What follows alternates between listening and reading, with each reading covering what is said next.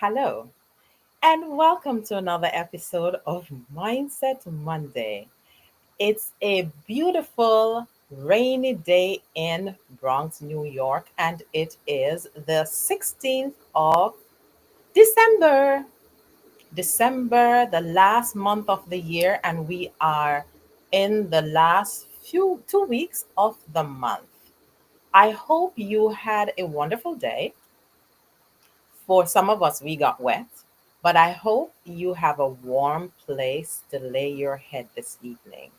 And for those who are still at work or traveling home from work, I hope your commute is not that bad. For those who are in other parts of the world, whether it's night or it's day, I hope you're having a spectacular day.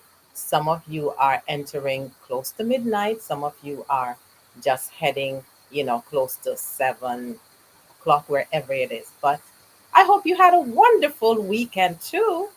Last week was a spectacular one where we were able to share with a wonderful lady who has gone through challenges, but even through those challenges, she had gratitude in those moments that she shared her life, in those moments that she was an ambassador while she was going through her trials, her struggles, her different situations. But today she is here to share with us how she propelled her way through all of these different varied challenges and still was able to be there, be here to share with all of us on her beautiful journey. It's beautiful looking back now. I think something is wrong. Beautiful looking back now as she traverse, as she go through her journey as a person filled with gratitude, filled with thankfulness, filled with peace, filled with love because of what she has gone through and for the support that was there for her while she is on her journey.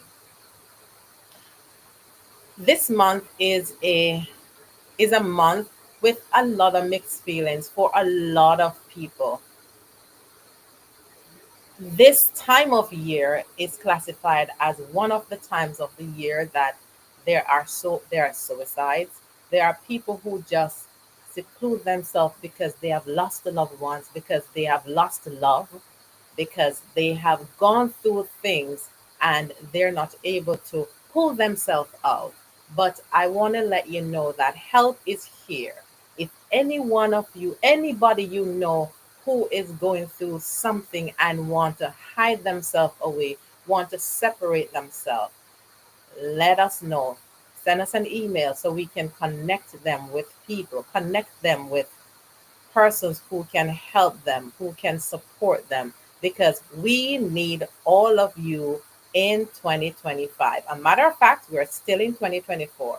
So we need you tomorrow. You still have purpose on your life now. So while you are going through, support is there. Don't stay by yourself. Don't suffer in silence. Help is here for you. Take the help that is coming to you so you can thrive, so you can live your purpose that God has created you for. And right now, we're going to have this beautiful young lady who will be sharing with us her journey as she traverses this season, as she traverses this time of her life. And Heather, thank you again for joining and welcome. Thank you, Miriam. Thank you, listeners. Guess what? I have homework for you all to do. While you're listening, I'm going to ask you to do something for me. In your comments, I'm going to ask you to write your favorite Bible verse that has to do with gratitude or thanksgiving. Okay? And we'll go through them at the end of this discussion, at the end of um, my little spiel here. and hopefully we'll be able to discuss a few of them. So that's your homework. If Amen. you're listening, put in the comments your favorite Bible verse about gratitude or thanksgiving. Okay? You hear that, viewers? You have homework. So you normally the comments are normally coming up. So you now have something intentional to do. That's right. On put your comments. What's your favorite Bible verse? And for people who have not watched the replay, who were not on the live, just tell us your name and where you're from, and then we can just jump into the next half of the session we have, Heather. Okay. So my name is Heather McKoy. I'm just a girl. I'm just a girl with a story that I'd like to share with you. Um, it's just the story of my life and what my journey has been like. And I do hope it inspires you, that it motivates you, and that it gives you some strength to carry on with your own journey. Last week, we went through me finding out about my illness and all the different struggles that I went through as a young mother, as a wife, as somebody, as a young professional as well, and how I navigated some of the storms that came because of this illness.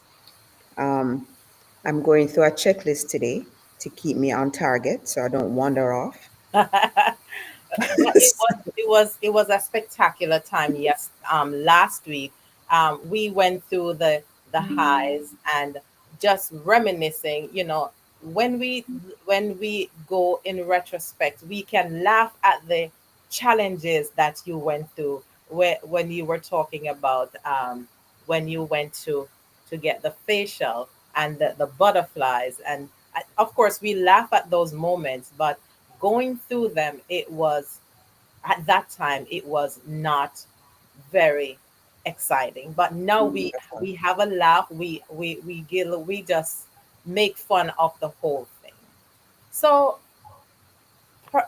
can you share with us how your gratitude journey began, especially in context of your recent challenges?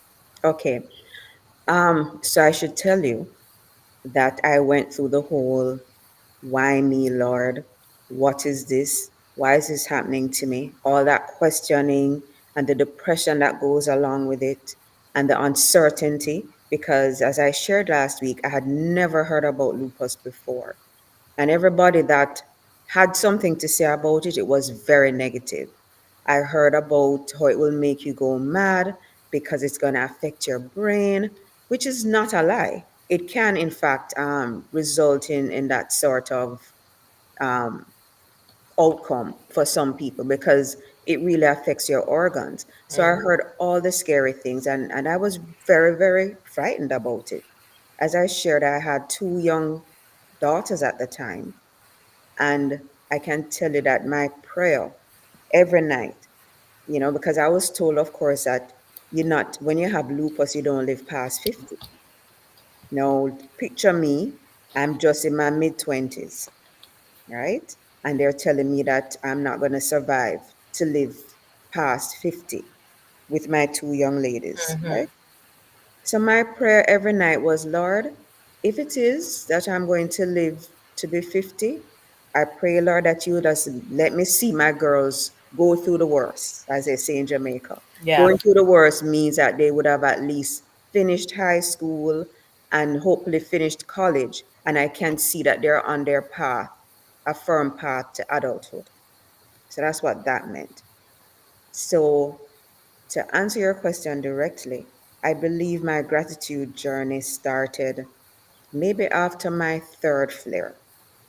No, you have a flare, as I explained, is so when you have lupus, you go into periods of remission where Mhm. you seem very healthy and you're not achy, and the swelling has gone down and you're back to your normal self. And then one day is like you have caught the flu and the symptoms start all over again. You get a weird headache, Your fingers start to feel heavy and weird. You start feeling the pain in your joint. Sometimes it's in your toes, your ankles, your knees, your elbows. Um, Everywhere you have a joint, you start feeling this dull heaviness, this achiness. Sometimes you don't even know. You just start feeling like you're having the flu, and you notice that you're not getting over the symptoms like you would normally do. So this third time that I had it, it was a really bad flare. Not every flare finds me in hospital. This one did.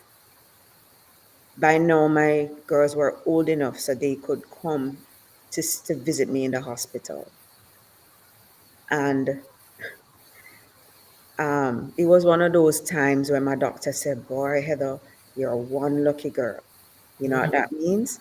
That again, I knocked on death's door Mm-hmm. and I made it through. I remember this time he had to do a spinal tap, he had to do an MRI, all sorts of tests were being done. A few of my coworkers came to visit me in hospital and they started crying when they saw, because you could see the readings, Mm-hmm. and they started bawling because they're like, they couldn't believe the figures they were seeing because my pressure was so high, it was at stroke level. Um, and as I explained, the high blood pressure is one of the contributing factors to why my kidneys had stopped functioning properly. Um, it was just a very scary time, very scary time.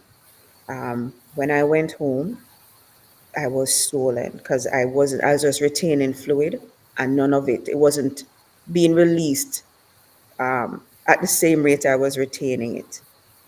But I was very happy to. I remember the Saturday evening. I was very happy to go home, and I made plans with the girls. Oh, we're gonna go to the movies. So I was feeling good, ish, you know. And they, as I said, they were now old enough to visit me, and so they kept asking, "Mom, when are you coming home? When are you coming home?" So I wanted to do something special for them, and I guess to kind of prove to them and myself that I'd gotten over the worst and I'm feeling better. I didn't realize that the doctor had given me a medication called, I'm trying to remember, cyclosporin. I think that's the name of it. As I mentioned, I think before, it's a medication that they give to women. It's one of the medication that you get when you have cancer. Let me put it that Mm-hmm. way. And so even though initially I was feeling fine, by the time I got home, it's like, I don't know what happened to me.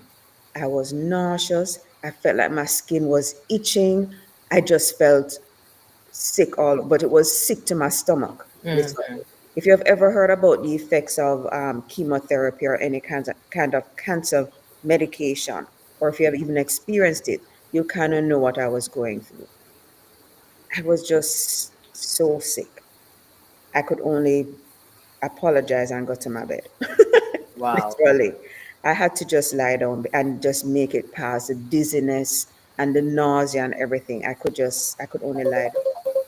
I had to call the doctor to ask him what was happening because he never mentioned any of this to me that I would experience any of these side effects.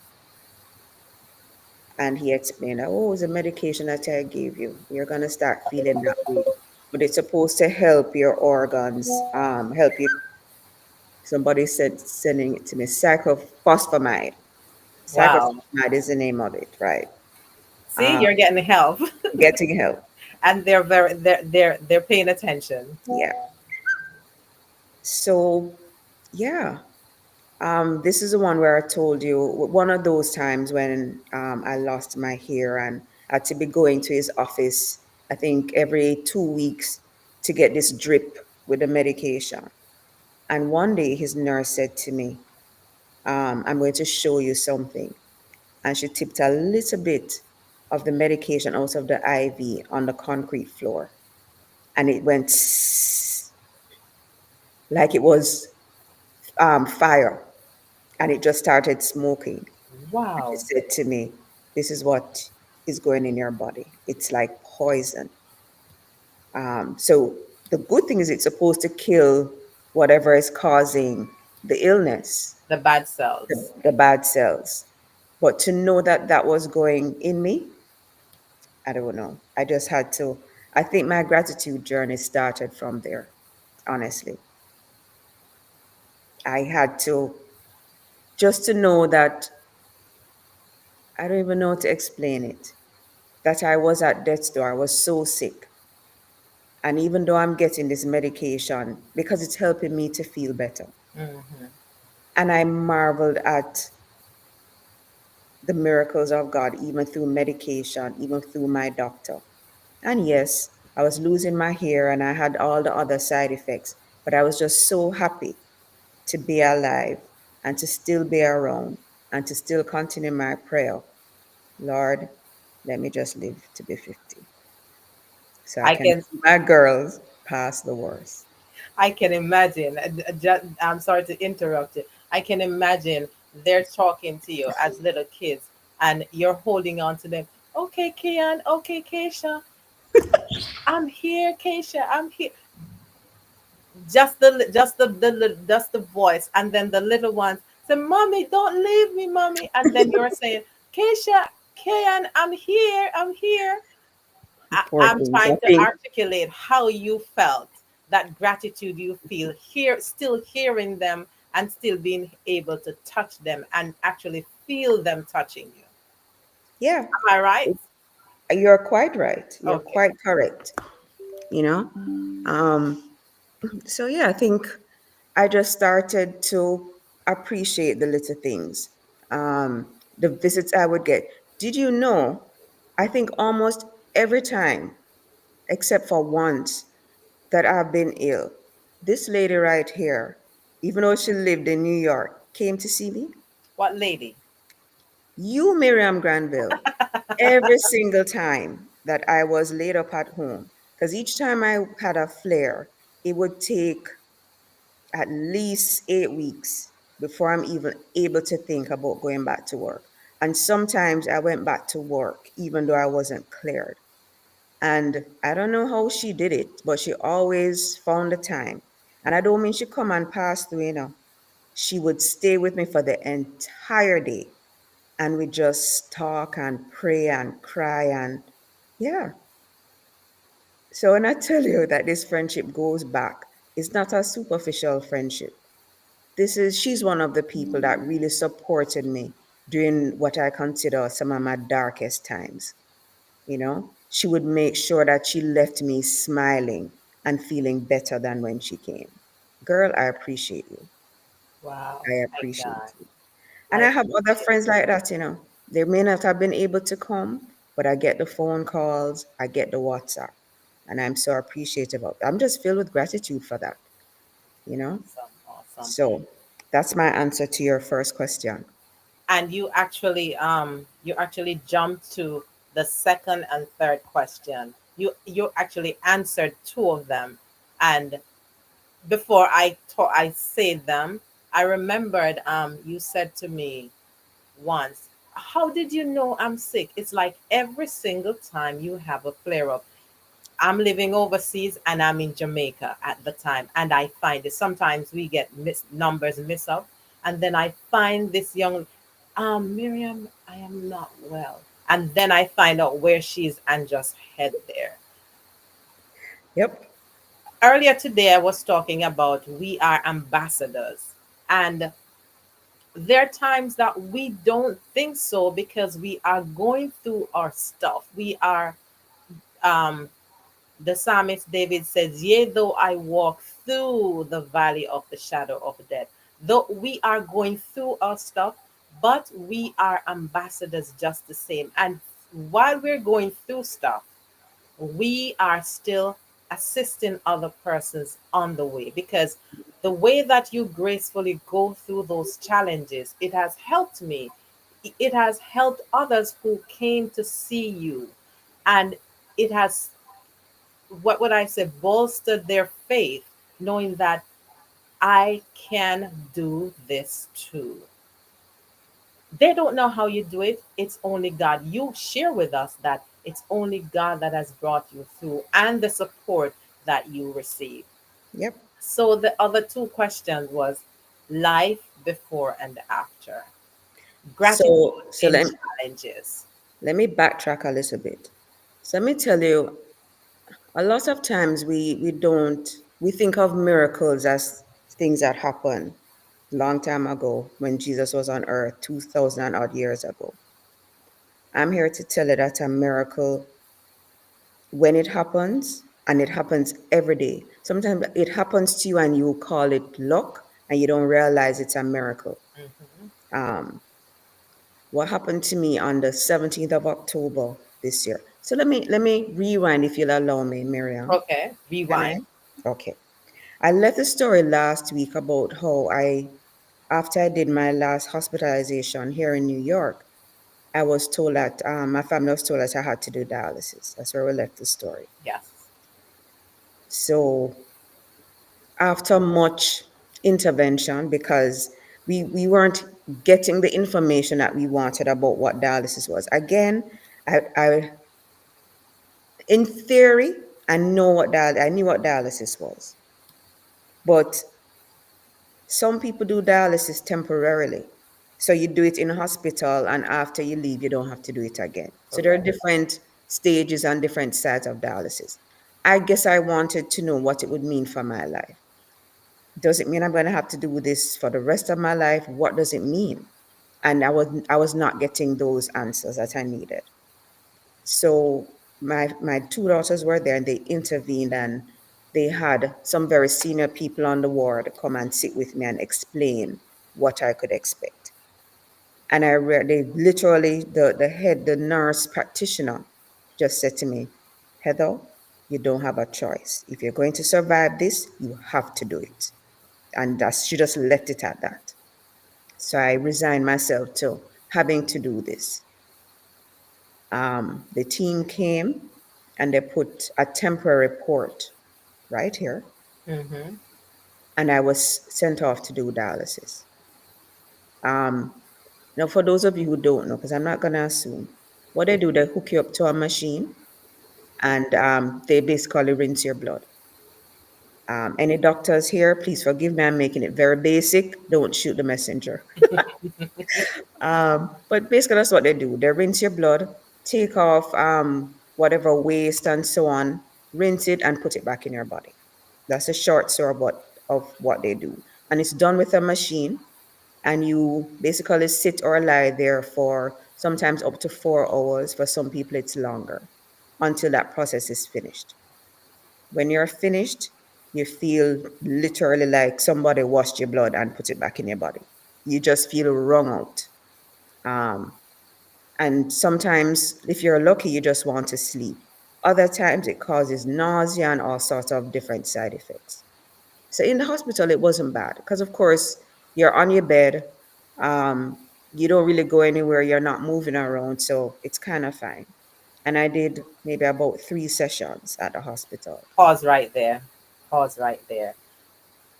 Viewers, listeners, these are some of the gratitude moments in sequence that Heather is talking about. The different phases while she's in the hospital, and how gratitude, being thankful to God through the process, has brought her healing, even for the short space of time, the seasonal healing. She will share more about it. Thank you, Miriam. Yeah, so on the last day, they put a port cath. So it's now attached to my heart. So whatever the dialysis goes directly into my heart. And I got all the warnings about not getting it wet, try to prevent any infection, keep it covered, and all of that, because any infection that or any bacteria is going to go straight into your heart. Hmm. So I left the hospital um, to start my dialysis as an outpatient. Um, there really wasn't any complication using a catheter. Sometimes you'd get a burning because it's attached to your body. So sometimes during the process, if they tug it too much, you'll feel the pull and it's just not really comfortable. But I can't say that it was a painful process or anything like that. So my first months of dialysis went pretty smoothly. I'd forever get cussing for getting it wet because you cannot tell me that I can't bathe. That's just not happening. I'm going to shower. So as much as I tried all sorts of things to keep it dry, every now and again it would end up getting damp and I'd be scolded for it. But it was fine. Then they told me that, you can't continue having the catheter. You're going to have to do what they call a fistula. And I cried because now if you get a fistula, this is they it's on your arm. So instead of getting it through my chest, it's now going to be through my arm. Mm-hmm. So it's an operation that they do. You do surgery for them to create this fistula for you to be able to do dialysis. But that at every stage signals to me how much more permanent this thing is going to be in my life. And it depressed me. And during that period, I can tell you, it was very hard to find any gratitude at all. I had to dig really, really deep. I was doing this 3 times a week for 4 hours initially until I persuaded the doctor that no, man, I think I can do less. And he changed it to, he took off 15 minutes, you know. Um, but what I realized that I could be grateful for was even the facility that I was going to. There was a Jamaican nurse there, and or more than one Jamaican worked there actually, and they looked out for me. One of them was a social worker. She made sure I was registered on the transplant list. I mean, the nurses there were very supportive, very understanding. Yeah, I'm counting. I'm counting. The gratitude. yeah, I'm interjecting. You see how many things she said while she is going through. She she was put on the transplant list. She was also given support. There were other Jamaicans there who made sure that she is comfortable. There were other persons there who made sure that she was comfortable. So I'm seeing the gratitude in spite of the pain. So, uh, is it J. Blige says no pain, no gain? I'm not sure if it's yes. her, It was but probably her. through the pain, she is actually getting gratitude. So I can see, though challenges are going on, yet we are having gratitude moments. So it's a sandwich, the pain but gratitude. Yeah. Continue. Some of the things I can't even talk about here in this forum because it involves other people and I don't want to breach their privacy. But trust me, thinking back now, there are a lot of things that I am thankful for during that process. Um, my girls, I'm gonna tell you, my girls. Somebody commented to me in hospital, your girls come every day to look for you. And I didn't think anything of it. And she said, I've been here and my daughter called me once, but she'll never come. And I mean, when I say they come, they come at 9 o'clock and they're there until 9 o'clock. They leave, they go and have lunch, and they come back and they sit with me. And whatever they have to do, it's done right there in my room. And so, as I said, looking back, so many things, so many things, so many things. Um, so I'm going through the dialysis process. I went and I did my fistula. I'm gonna stop right here because I must highlight the girls. I know those girls before they were born, Keisha and Kayan. And I'm telling you, they are two champions that has always been there for mommy. Always been there. So you notice how the gratitude is just piling up, piling up. OMG. Yeah, man. Go ahead. Yeah, so I did the fistula, and you're supposed to let it heal, and then they start using it. My fistula never worked. Didn't work. When I when they tried to use it at dialysis, the nurses got frustrated, and I was just in pain. So the doctor said, all right, we're not going to use a fistula. You're going to have to get a graft instead. What happened is I have very small veins or blood vessels, and it just didn't take. The fistula is supposed to merge and make one big vessel so that you can facilitate the Hmm. dialysis. Never happened for me. And I'm making very light of it, but trust me, it was a very, very painful process because, as I said, it's in your arm, and they have to juke you with the needles, in order to start the dialysis process. It wasn't fun. It was not fun. So they hadn't taken out the catheter in my chest as yet, so that's what they had to revert to using. And then I went and I got the graft, and eventually it worked. And well, that was another horror story in the whole season of Heather on dialysis. Listen, one day I got stuck about 6 times trying to get the needle into that. I can't even show it to you. I wish I could. At 6 times trying to get the graft to work. They couldn't get it to work. So I had to go home and not do dialysis because the nurse who was in charge said, will you stop torturing the patient? Just let her go home. My arm was black, blue, purple, red, Wow. every color. And it was so swollen. When my daughter came home and saw it, she was so mad. We had to be icing it and putting heat on it alternately to Hmm. have the swelling go down. So this was probably Tuesday. I was supposed to go back to dialysis on Friday. She said, "You're not going in. You're not going. It doesn't make sense. They can't do anything with their arm like that." And so I stayed home. I got a call later in the day because you can't miss dialysis. It's not Correct. allowed. It's Correct. not allowed. And I explained that my arm is still swollen. But I went through a season of that. Even let me just say 2 years of that. Sometimes it would work very well, and another time it just wouldn't. As a matter of fact, it got to the stage initially where one of the nurses said, "I'm going to change your date. Come on a Saturday, and I'm going to provide you with a technician who is very good. If she can't get it, then we're going to have to talk to the doctor." And so I switched my dialysis days so I could go to this particular technician. Geneva, big up wherever you are. You probably won't see this, but I have to give you your props. You can send it to her. I will. Geneva would sit with my hand in her lap and she would get it. She would distract me until she got it. So when I went to Dallas, it was me and Geneva. Nobody else would touch me. It was me and Geneva. Until it, Another gratitude. yep, I have to interject. Another gratitude moment. It's yes, like yes, if you were dropping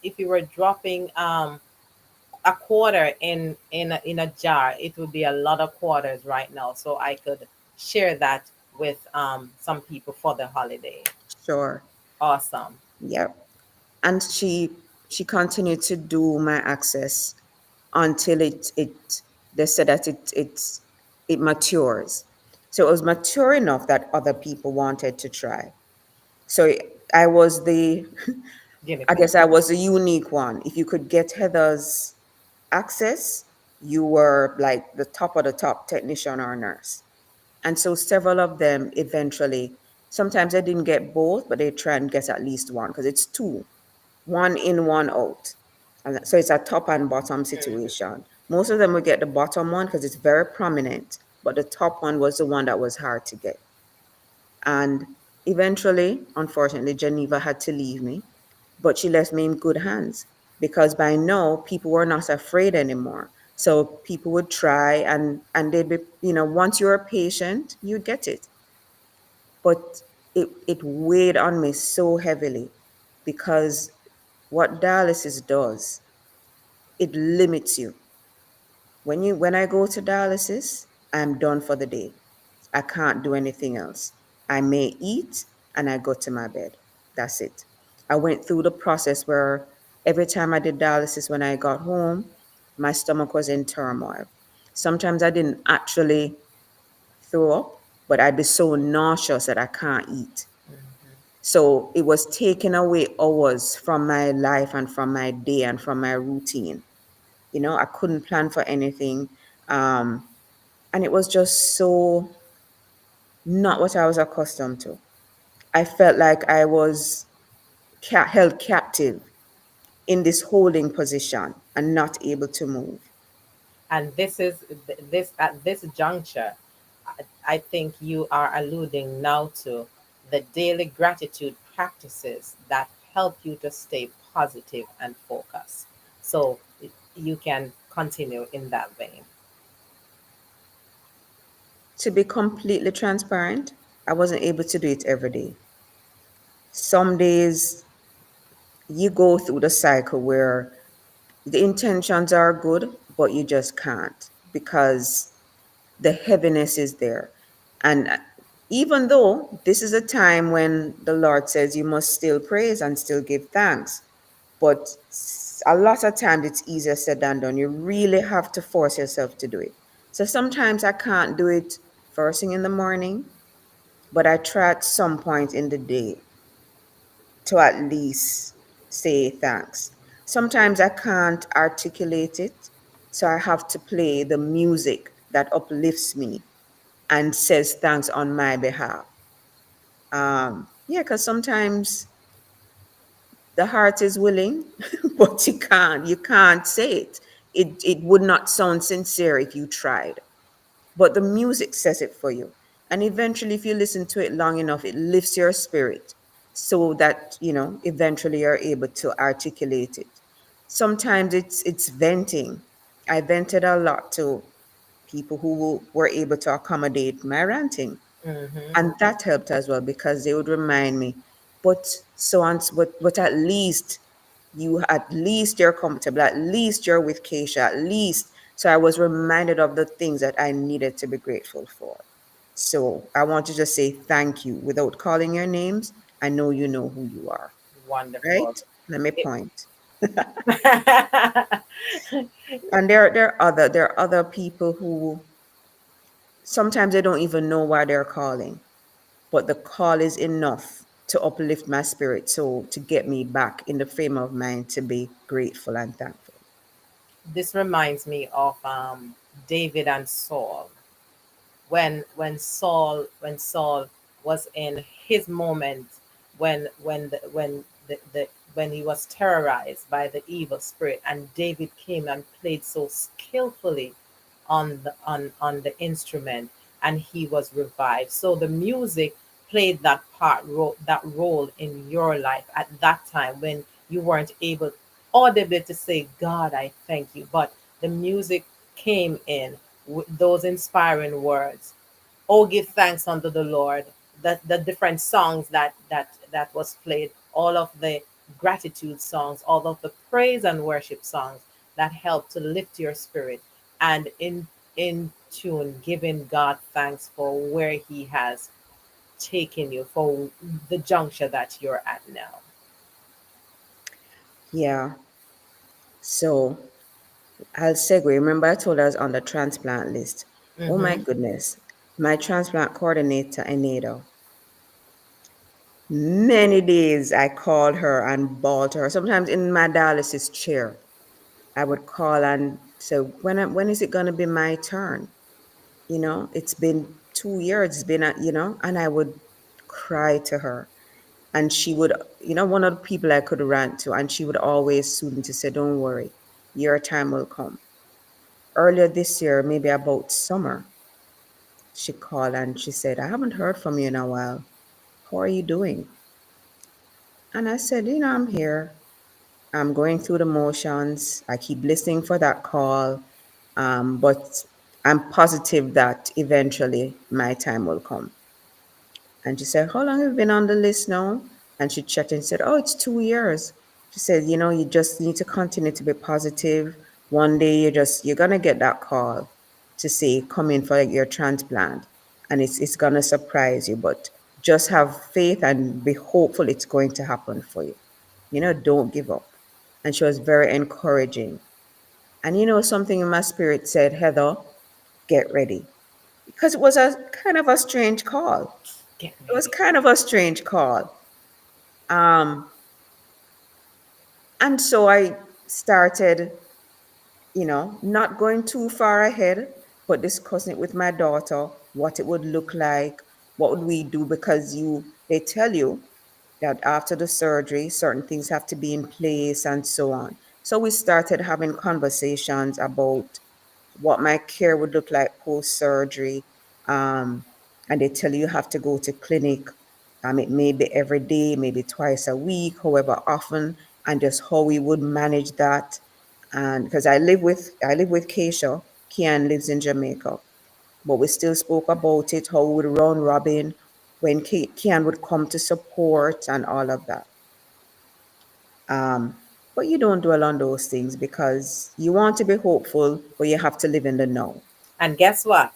If viewers, if you look to the top of this caption, Mindset Monday, prepare for your wealth. Now, wealth starts in the mind. Wealth, a lot of times we think of wealth as monetary, but right now, wealth for Heather would be a kidney.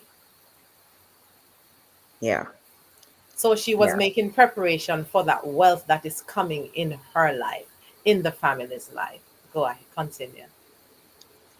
Yeah, so life basically continued. Um, and then as I said, October 17th, I was actually ranting, doing my rant and saying, you know, you don't understand how crippling dialysis is, and just living with this disease and feeling like there is no hope. I can't plan anything because I have to plan around dialysis. If there are no dialysis facilities, then I definitely can't plan because I can't not have dialysis. I mean, maybe I can miss a session. I'd get a scolding for it, but it wouldn't be too bad. But if I miss two, they're gonna send me to the hospital. It was just, I'm saying, I don't know how I can continue to live like this. It's I don't know. Every day I pray that God will just answer my prayer. Why I can't get a kidney, you know? And I hear it seems so easy for other people and so difficult for me. And while I'm there ranting, and I was not being very grateful at that time. Not really. That's okay. God Um, knows. Not really. And my phone rang, and the person said, "Is this Heather McKoy? Am I speaking to Heather McCoy?" And I said, "This is she." He said, "Heather, can you get to the hospital in half an hour?" I'm like, "Excuse me, who is this?" "I'm calling from Stony Brook Transplant." And I screamed. And I jumped for you. So I'm going to show them how I jumped and I danced and I screamed. I'm going to show them what I did on public TV. This is what I did. This is what I did. Okay, let me behave myself. Yes, go ahead. And she said, "Are you finished?" And I said, "No, but I'm going to hold it together until you tell me the rest of the instructions." So she said, "Have you eaten?" I said, "No, I haven't had breakfast yet." She said, "Okay, don't eat. Grab a shower. Don't pack anything. Just come as you are. Try and get here within the next half an hour. We have a kidney for you." And I screamed again. And she screamed with me. And we hung up. Um, my friend who I was ranting to, he was just like, "Is that what I think it is?" We just, it was just crazy. Ran and got a shower, called my daughter, who just wasn't there at the time. By the time I called her and I'm looking to call to get transportation to go to the hospital, she's at the door. And she's crying and she's laughing and she's jumping and we're doing everything. And we made our way to the hospital. While we're driving, well, she was texting and I was texting. She was calling and I was texting, just telling our friends and family, Heather's on her way to the hospital. or I got a kidney. Listen, if I wasn't grateful that earlier that morning, I was grateful now. And you know what? This sense of calm came over me. I can't explain it. I was just very calm. Even though I was excited, but I felt serene and I felt very calm. I wasn't fearful. I wasn't I was just calm. I was just really calm. Um, and it's a whole lot that happened that day. Again, one of the things that God blessed me with was a care team that was caring. Let me tell you, nice people, I had nice people to deal with. They were all so courteous. They were all so empathetic, so understanding. I it was just a great experience going through that. So yeah, Gratitude's been piling up, piling up. The day when this is Heather's talk, but the day when Heather called me, I was just beside myself. I just went on.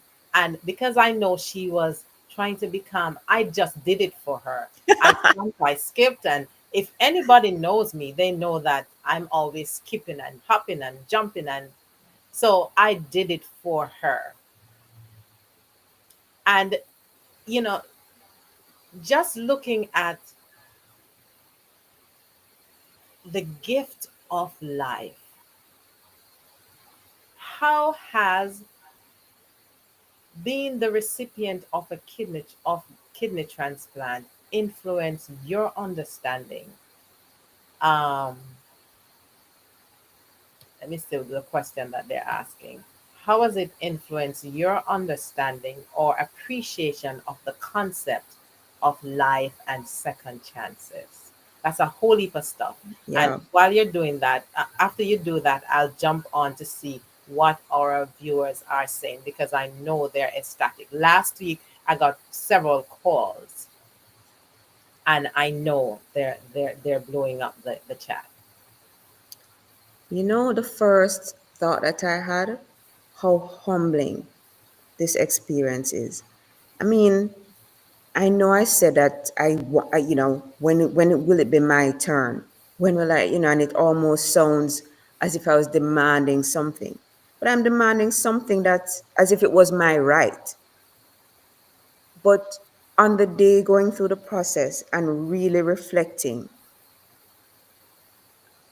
because the kidney that I got was not a live donor. It was because somebody was deceased. And a lot of thoughts went through my mind. Can you imagine that God gave man this ability that through somebody's death, somebody else has life or has a better quality of life? That is just, when you really think about it's overwhelmingly awesome. So when I tell you that miracles are not just what you read in the Old Testament, that in itself is a miracle, Hmm. you know? And then when you meet the surgeon, it's just a man. It's just a man. And as I said, because of how my care team was, this great surgeon who does so many transplant, he's such a nice fellow. There's nothing pretentious about him. He's just doing his job, you know? That I don't know. I can't put into words just when I say how humbling it is. But I'm grateful. It took me a while to write the thank you to the donors family. because I was so emotional about it. Sometimes, and it that goes beyond generosity. Mm-hmm. It's something that you tick off when you get your driver's license. And a lot of us ignore it when they ask if you want to be an organ donor. We ignore it, you know? We don't even know how much we could change somebody's life and live on. A part of us lives on, even though we may no longer be on this earth. It is truly an honor to do something like that. You know, this is beyond grateful for me. Wow. This kidney has given me my life back. Every day when I see my doctor, he says, guess what? You don't have to go to dialysis anymore, Yay. because he knows how I felt about it. He knows my struggle and what I went through while I was doing dialysis. So he tells me, unless I say you're never gonna do dialysis again. And that's just a small part of the miracle. You You know, know, I finish your statement. I'm gonna say I started the morning October 17th complaining about how I can no longer plan. And know that gift has been given back to me. I can now make plans eventually when I'm fully recovered. But there is hope. How could you not serve a God like that? When I tell you, it's not even about the day, it's how He made sure everything was aligned. The support that I needed, the fact that my daughter wasn't working that day, she was off, you know? Everything just aligned. So when God is doing something, it's not an accident. Not at It is all. purposeful. And that's how you know it is meant for you, you know? I still look back at that day and I'm totally and completely awed. That whole experience for me, that whole week. And yeah, I was in pain. I woke up and I didn't know I didn't remember what had happened. And I just had tubes everywhere, everywhere.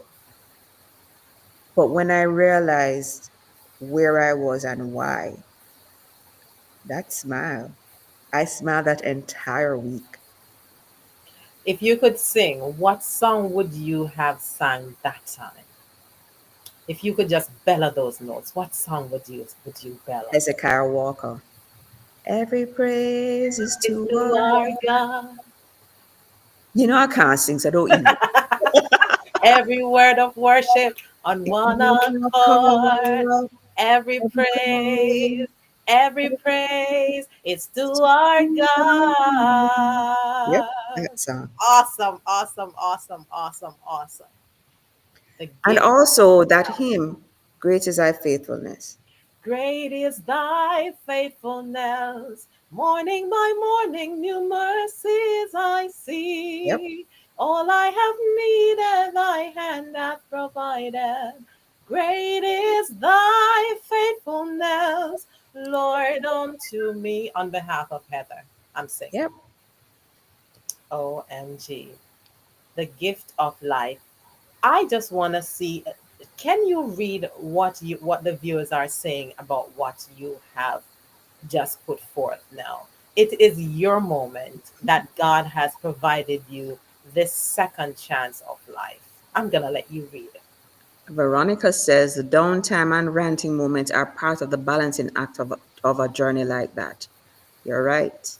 Yeah, you can't, it's impossible. You're human and you Yep. go through a whole cycle of emotions. And every single emotion that you have, God gave it to you. The anger, the happiness, the sadness, it's a gift. You just have to know how to manage your emotions, and And not let them. Veronica can attest to the fact she's a cancer survivor. That's my sister, so she uh, knows what she have an You're idea as to speaking from what it's going. experience, my Yeah. sister. Okay. Coraliel says Philippians 4:11. I have learned in whatever state I'm in to be content. That's a powerful one. That's her favorite scripture. Yeah, that's very powerful.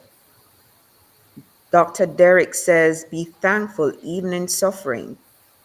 That's King James Version, Romans 5 3 to 53.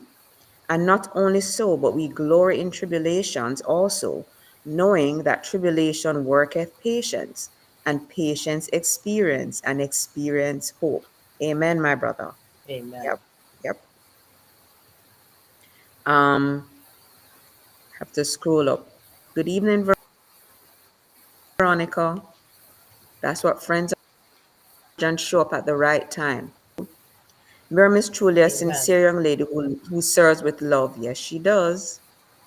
Anita Lewis, to God be the glory. Anne Marie Waller loves Philippians 4, verses 6 as well. Be anxious for nothing. Yes, that's a very good one.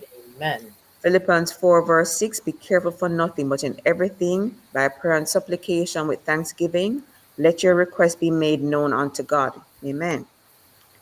This is a favorite one of mine too. This was one of the first scriptures I learned as a child. Psalm 100. Enter into his gates with thanksgiving and into his courts with praise. Be thankful unto him and bless his name. And that's where we are. Awesome. Awesome. Awesome. So, in this season that we are celebrating, the commercials and everything, the commercial world is celebrating because they want to beef up on their profits and everything. But we are here giving thanks for just who God is. Just giving God thanks for life, giving God thanks for love, giving God thanks for the support system that He's provided for us. There are many times we're not grateful for support until we actually need it. We have it, so we just go through our day. We get up, we have mommy, daddy, we have family, we have friends, and we get up, we get dressed, we can get dressed, we just go our way. But when we can just reminisce and say, I'm grateful. My finger is not hurting me, so I don't even remember I have a finger. But if you get a little stick with a little nail, you Oh, you remember that you remember. have a finger. Yes. And so I start giving thanks from the top of my head to my toe. The other day I was going down the stairs and I remember my niece. She was in an accident years ago. She's in a wheelchair. Ever so often I remember her. She would have been skipping and hopping all around, but because of an accident, she is wheelchair bound. Whenever I am heading down the stairs, I remember, Lord, I thank you for my knees. I thank you I can walk. All of these things, because we are mobile, we take these things for granted. But ever so often, I give God thanks for my heart, my liver, my kidney, my everything. There are times when we sing these as the songs in church, and we just, it's like a jingle, but when you think of it, it's a wealth. It's part of the wealth that we have. It's part of the holistic wealth. Starts from our mind. We're giving thanks to our creator for what he has given to us, for the body that he has given to us. And he reminds us in Romans 12 that we must present our bodies as a living sacrifice. And in presenting our bodies, we pay attention to what we eat, we pay attention to what we speak, we pay attention that we are in right alignment with God's word. So every day he reminds us, when we go to his word, he reminds us with our conscience so we can be in right alignment. So as ambassadors, we once we're in alignment, we can share with others the goodness of God in whatever state we are in. So God gets the glory. Even a little itsy bitsy, as you said, sometimes it was hard for you to find gratitude, but there is some little itsy bitsy part that someone can see that you are grateful even when you were in pain. I think an important part of what you said is you can't just take gratitude. You have to put yourself in a position to support other people as well. So you can't just be in a state of receiving all the time. You have to find a way to support. It's one of the things we're called to do as Christians, Mm-hmm. that we must demonstrate the love of Christ. So you can't just be the person who is on the receiving end all the time. You have to make sure that you put yourself in a position where you are also helping other people to give thanks. Whatever you're called to do. Not everybody has the money to be able to give money. Sometimes it's just your time, sometimes it's your words, but you have to not only put yourself in a position to receive gratitude and be giving thanks, but you have to make sure that you're facilitating the gratitude of others as well. Amen. So it's reciprocating. Yeah.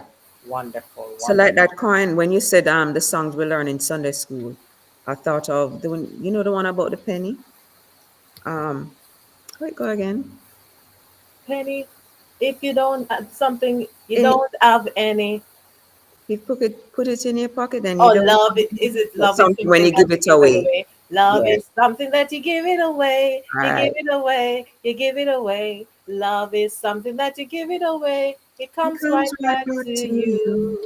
It's just like a magic Magic penny. penny. You You put it put in it your in your pocket and pocket you and you don't have don't have any. any. But if If you you spend it spend or it or give give it it away, away, it it comes comes right right back back to to you. you. Yay! Yep. I'm in my elements when I go to those little songs. So anybody will tell you I get in my elements those little things. But as you said, they have a meaning. Yes, When they you're do. little, you don't realize, but when you reflect on it, it meant something. Amen.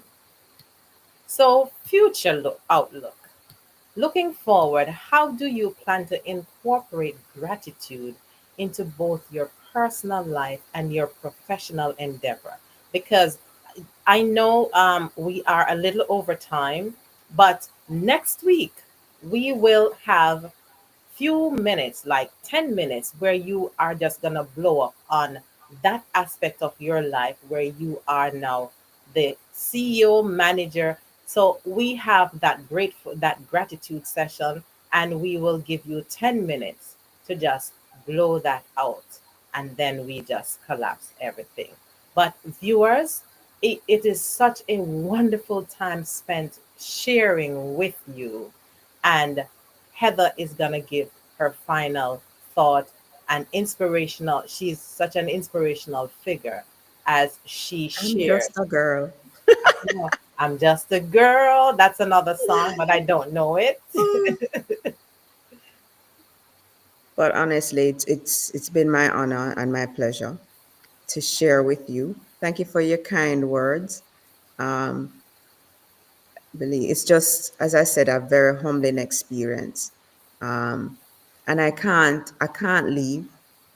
I know we're over time, but I have to give thanks to my family, to Kian, to Keisha, to my brother who came and cooked for me. He came and cooked for me, make roast fish. Oh, Yeah. And fish soup for me. ooh, He lives in Connecticut, but he made sure he's came and spent the day with me, and I appreciate it. wonderful. Um, my very special friend Victor, who has been with me for a lot of this journey over the past 3+ years. Um, my sister, so many people.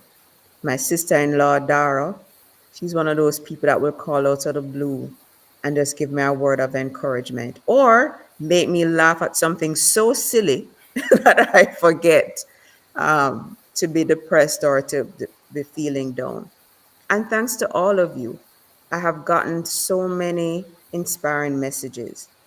You guys really inspire me. You make me look at my story very differently. I never thought that it was as inspirational and encouraging to somebody else. I mean, yeah, it is to me because it's my story. But your kind thoughts and your words really are motivating. Thank you so much for finding what I'm saying interesting. I really appreciate each and every one of you. And what better way to end this afternoon? And of course, doing it at this time of the year, just spreading gratitude, sharing with others that whatever you go through, there is still joy even when you go through your challenges. Heather, thank you again for sharing. Thank you for being so vulnerable. And we're looking forward to sharing with you. Thank you, Miriam. Thank Viewers, you, viewers. thank you. She said it the same time with me. Viewers, thank you so much. And for those who will be viewing the replay, watch it. Give me your thoughts. And just so you know, we appreciate your viewing. We appreciate your comments. And don't forget to subscribe and just share that others will get information when it's available. Love you all. Until next week, see you for another episode of Mindset Monday.